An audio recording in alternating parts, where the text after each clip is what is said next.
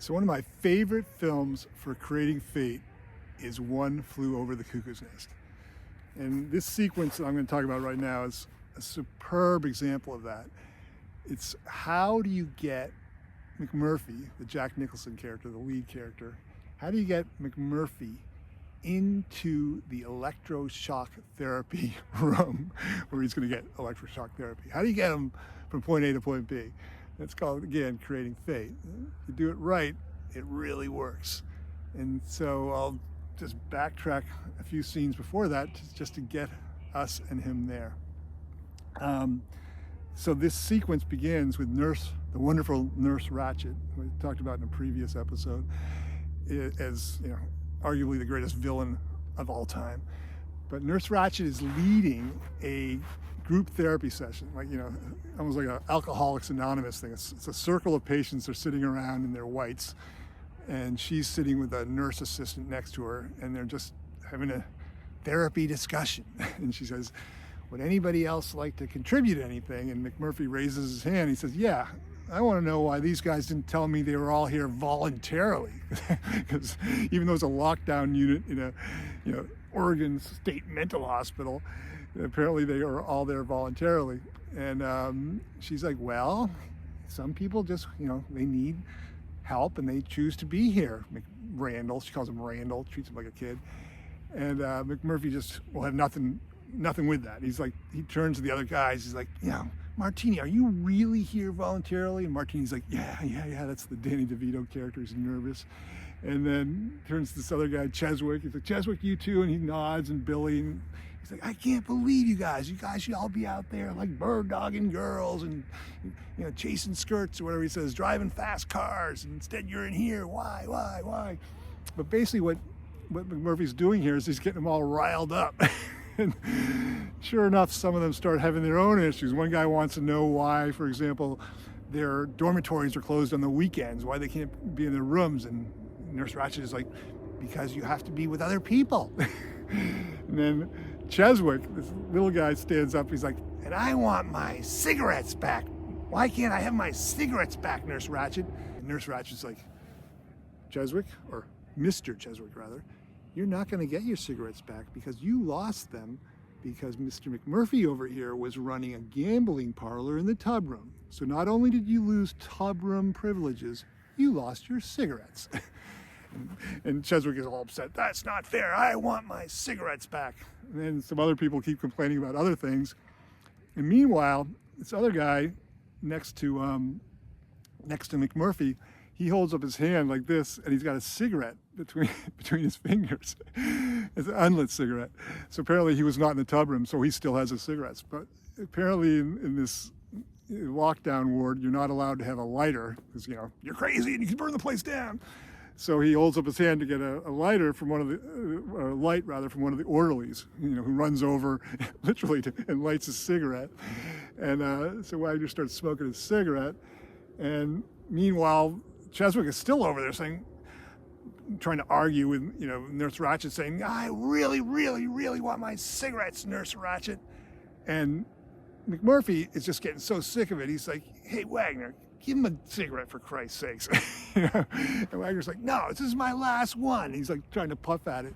And as he's doing it, Martini, the little Danny DeVito character, is on the other side. He sees the cigarette, he grabs it, he snatches it right out of this guy's hand, and he flicks it across the room to Billy, one of the other patients, and they start playing keep away. So they're throwing this lit cigarette around, taking a quick hit off it and throwing it across the room to another patient.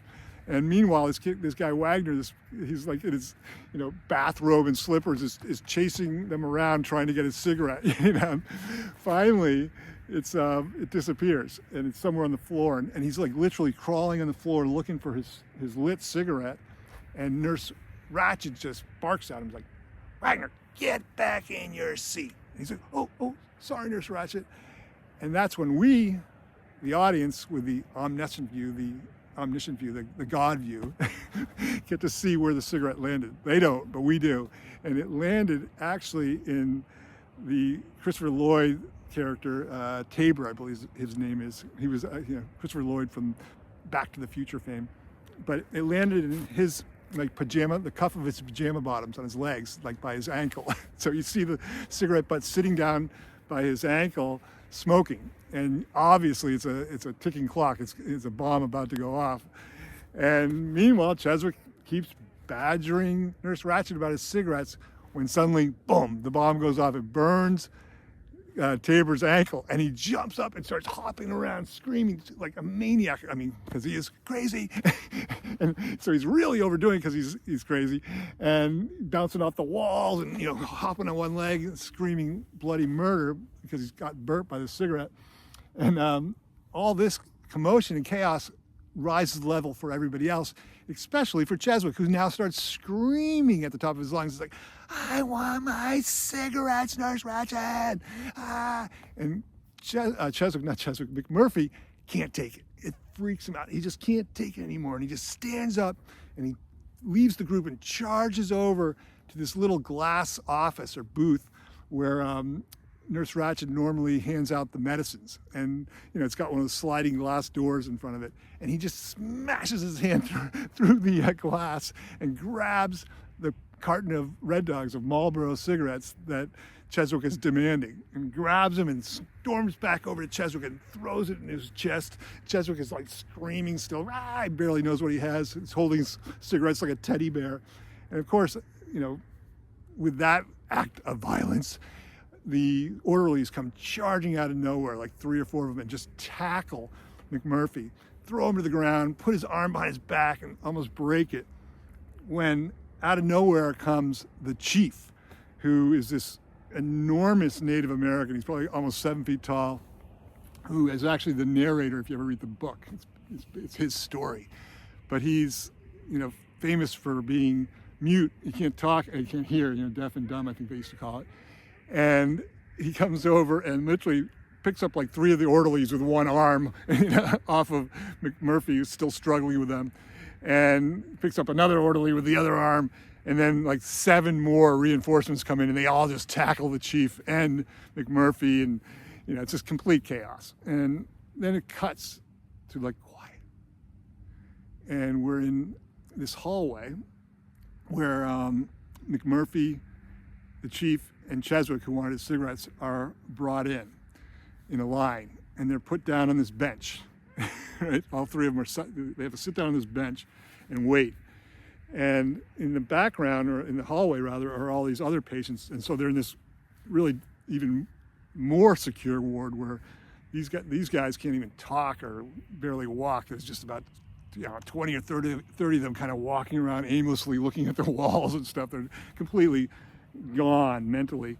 And except for the fact that suddenly this guy in black, out by the door, this, locked metal door opens, and this guy in black walks in. I call him Dr. Death. He's the doctor. But as soon as he walks in, all these mental patients who are, wandering around suddenly just kind of disappear into the corners. The choreography is amazing by Milos Forman. It's just like they just disappear because they see him coming. So even if they are not capable of conversing, they don't want to have anything to do with Dr. Death. So they disappear. And so it's a sort of subliminal message to us, and obviously to Jack, or rather McMurphy, that something's going on with this guy. And so he walks right by the 3 of them and into a room right beyond them. And meanwhile, this nurse comes out and says, "Mr. Cheswick, it's your turn." And because there's 3 of them sitting on the bench, and Cheswick just starts screaming bloody murder again. He's like, "No, I don't want to go in. I don't want to do that."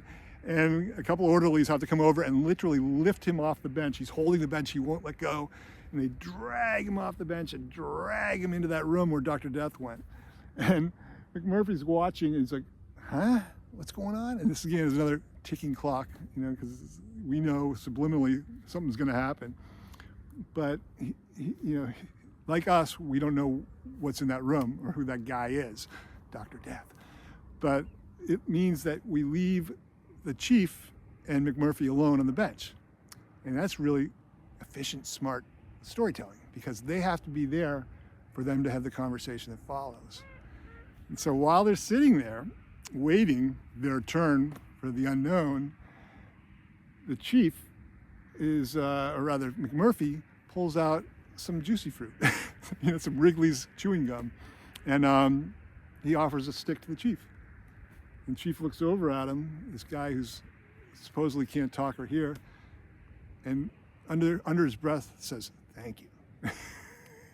And McMurphy does a double take and looks over at him and goes, "What do you say?" And he goes, "Ah, juicy fruit."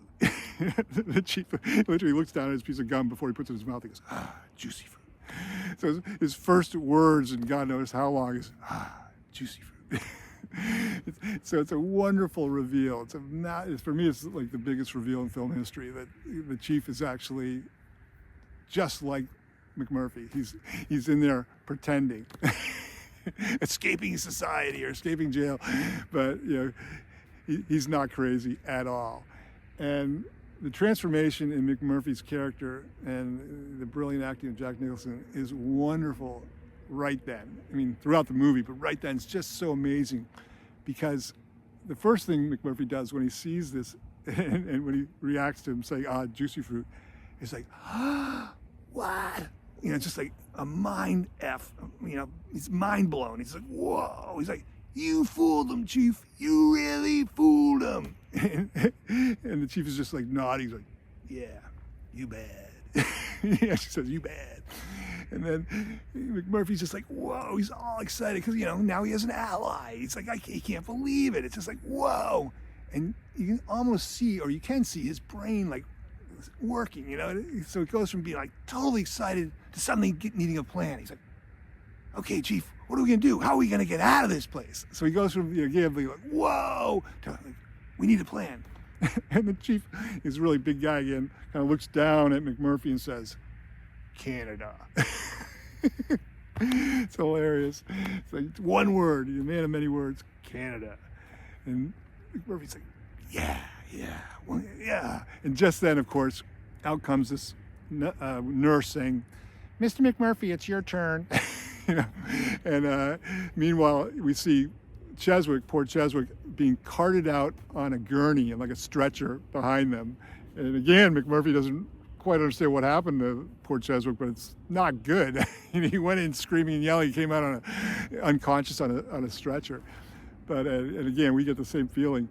But in goes McMurphy, and again, the choreography here is super important. Why? Who goes first anyway? Why does Cheswick go first? Cheswick goes first because it's important that we leave the chief and McMurphy alone, so we can have this huge, enormous reveal. Of course, they have to be able to talk. It has to make sense, If McMurphy goes in first, what? The chief's going to talk with Cheswick? It doesn't make sense. And of course, with the efficiency of filmmaking, you have to have McMurphy go next, because if you had the chief go, then what? McMurphy would sit there and twiddle his thumbs and wait for the chief? No, it's McMurphy. So McMurphy goes into this room, and sure enough, there's Dr. Death with, like, as I call him, with like 4 or 5 orderlies and a couple of nurses, and he's forced to lie down on, again, this table, this gurney or whatever, and they thrust one of these, looks like a big pacifier rubber thing, into his mouth. Basically, I think it's so he won't bite his tongue. And then they put these big, probes or whatever they are, these big like white styrofoam things or whatever on his temples, and start shocking him. And he's joking the whole time. He doesn't realize what's going to happen until they start zapping him. And you see his boots flopping around or something. And then you cut again, and we're almost done here. You cut out to Nurse Ratched leading yet another one of these therapy sessions, right? And the chief is actually out there, because it's maybe a day later, I don't know.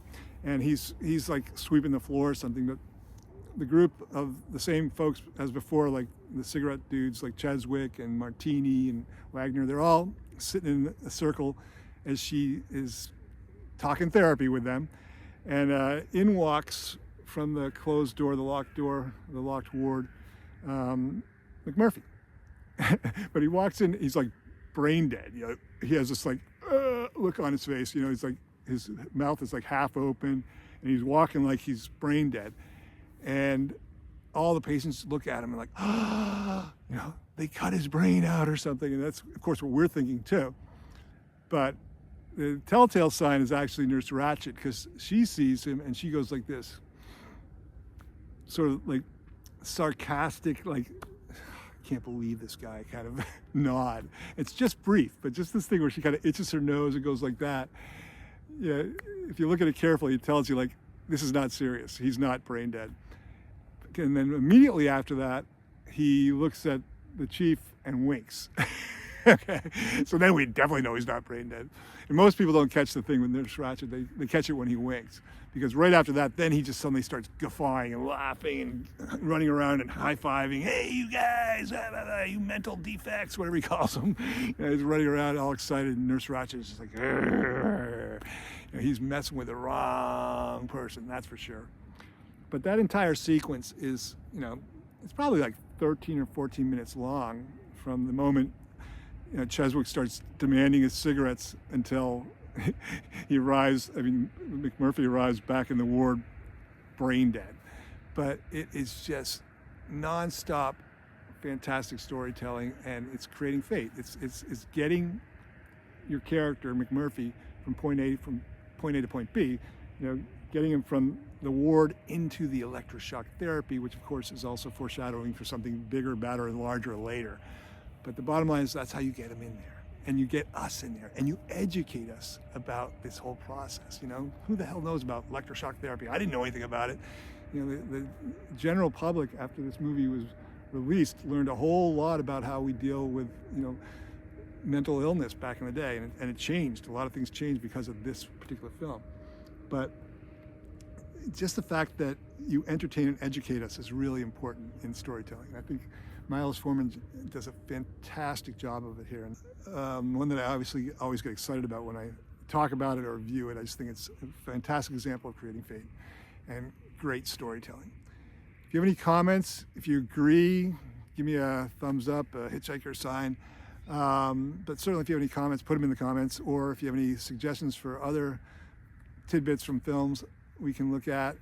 Wow moments, I think I call them in some of these episodes, because that's what I'm really looking for, is just these kind of like, wow moments that we, sometimes overlook in movies. Really great storytelling in small chunks. So definitely put them in the comments if you have something for me, and I'll definitely respond. Have a great day.